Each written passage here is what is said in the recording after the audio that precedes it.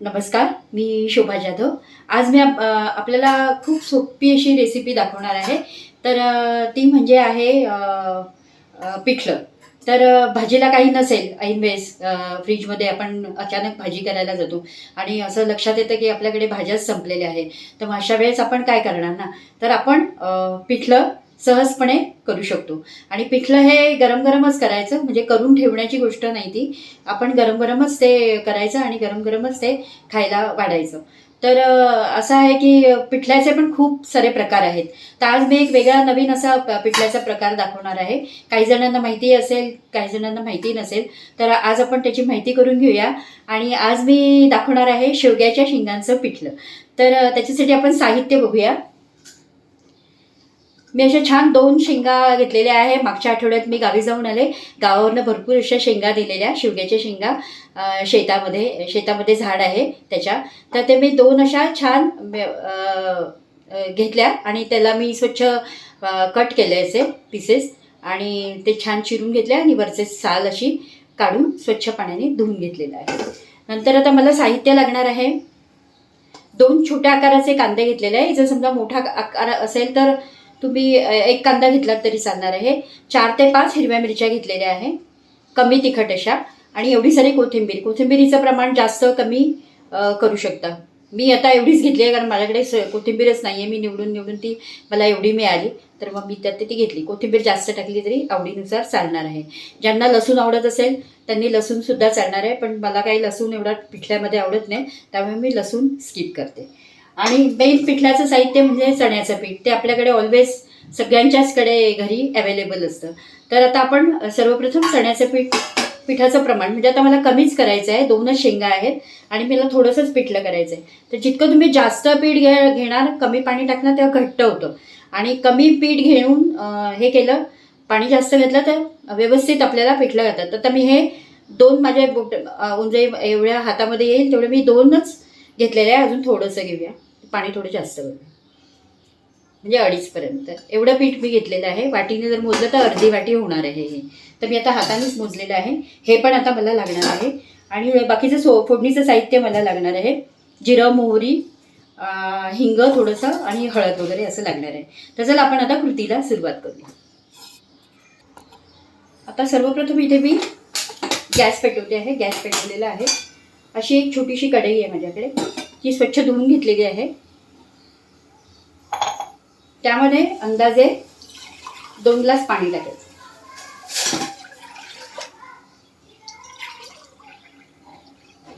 म्हणजे एक तांब्यावर झालं अंदाजे. आपल्याला पिठल्याला कालवायला पाणी लागणार आहे.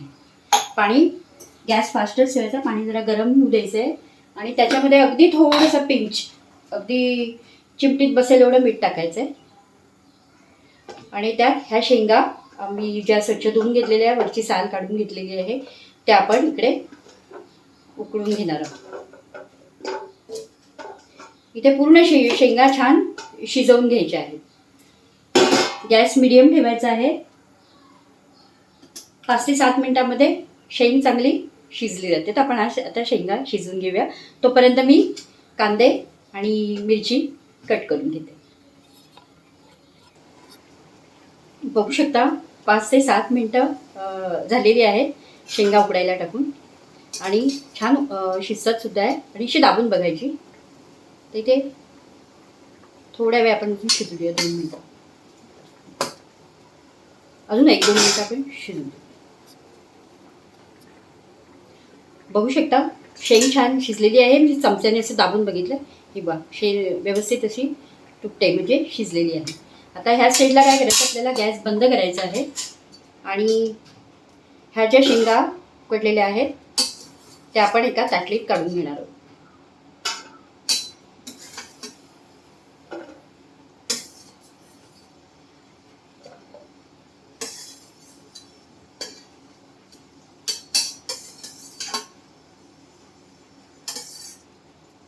बघू शकता एका ताटलीत मी काढलेले आहे. आणि जे हे पाणी आहे ना, हे जरा थंड होऊ द्यायचं आहे. म्हणजे बऱ्यापैकी थंड आहे, गरम आहे हे. थोडं थंड झाल्यानंतर आपण त्याच्यामध्ये पीठ कालवून घेणार. तर आता आपण हे थंड होऊ देऊया. आता पाणी बऱ्यापैकी थंड झालेलं आहे. तर आपण ह्या पिठामध्ये हे पाणी टाकणार.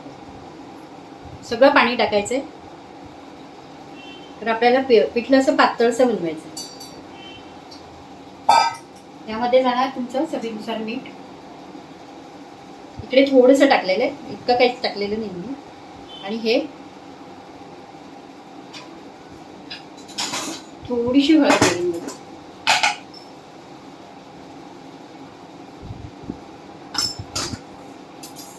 तर हे छान आपण आता ढवळून घेऊया.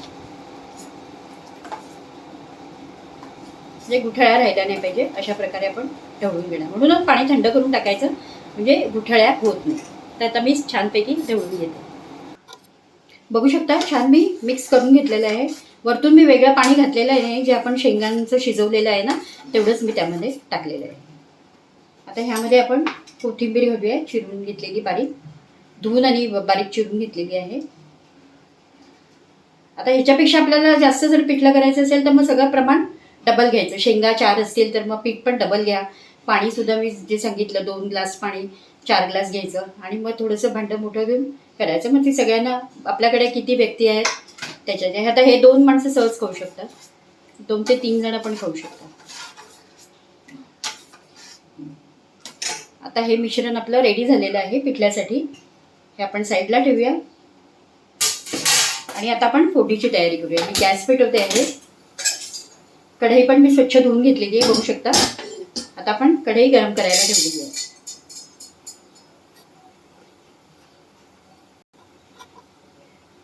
कढई छान गरम झालेली आहे. याच्यामध्ये आपली अशी 2 ते 3 चमचे पावगटली म्हणजे तेल घेतलेलं आहे, अशी एवढीशी. कारण ही गटली मोठी आहे त्यामुळे आता पावगटली सांगणार नाही, त्याच्याहून थोडंसं कमी मी तेल घेतलेलं आहे. तेल गरम होतं आहे.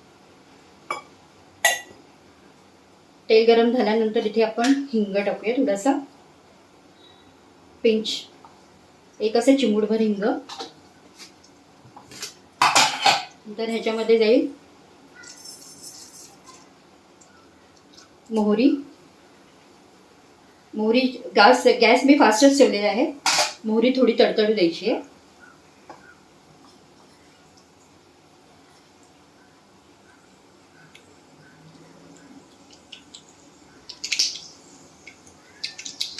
मोहरीचा पण तडतडण्याचा आवाज आलेला आहे, बघू शकता.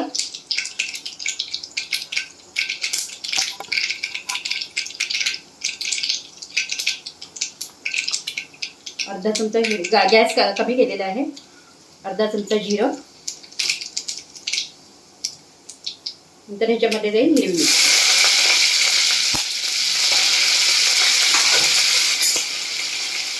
आपण छान अशी तळल्यासारखी झाली पाहिजे.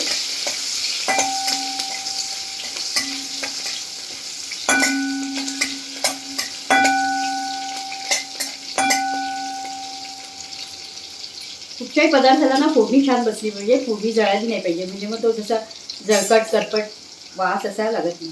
आता मिरची पण तळल्यासारखी झाली. आता मी कांदा परतून घेते. कांदा पण असा छान ब्राऊन सारखा परतायचा.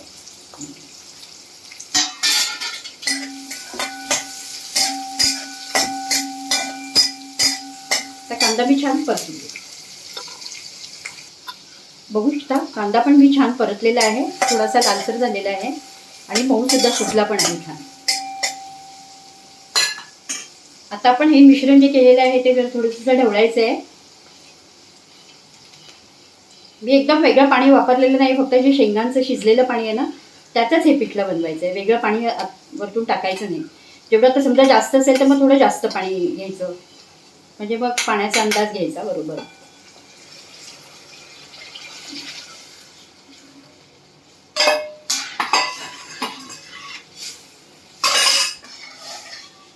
असं एकदा ढवळून घ्यायचं आहे.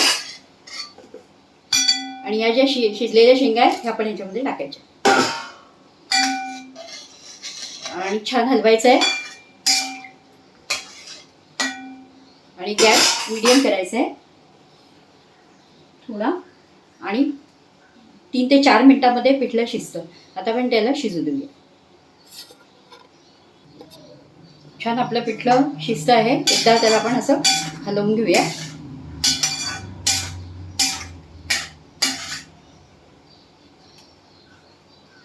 अजून 1 ते 2 मिनिटं शिजू देऊ. बघू शकता पिठलं आपलं छान शिजलेलं आहे. परत एकदा मी हलवते हे.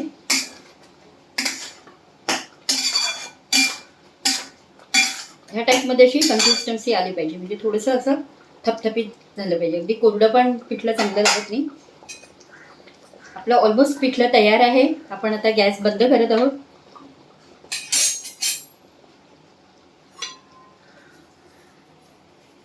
आणि छान वास सुद्धा येतोय. एका डिशमध्ये मी आता सर्व.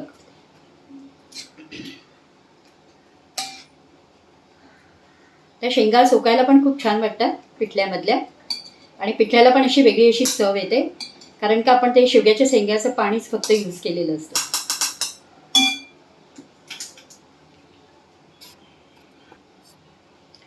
तर तयार आहे आपलं शेवग्याच्या शेंगांचं पिठलं. नक्की करून बघा. आणि हे पिठलं तुम्ही भातासोबत सुद्धा खाऊ शकता, गरम गरम भाकरीसोबत सुद्धा खाऊ शकता, पोळीसोबत सुद्धा खाऊ शकता. तर नक्की करून बघा. आणि व्हिडिओ आवडल्यास लाईक करा, शेअर करा आणि सबस्क्राईब करा. धन्यवाद.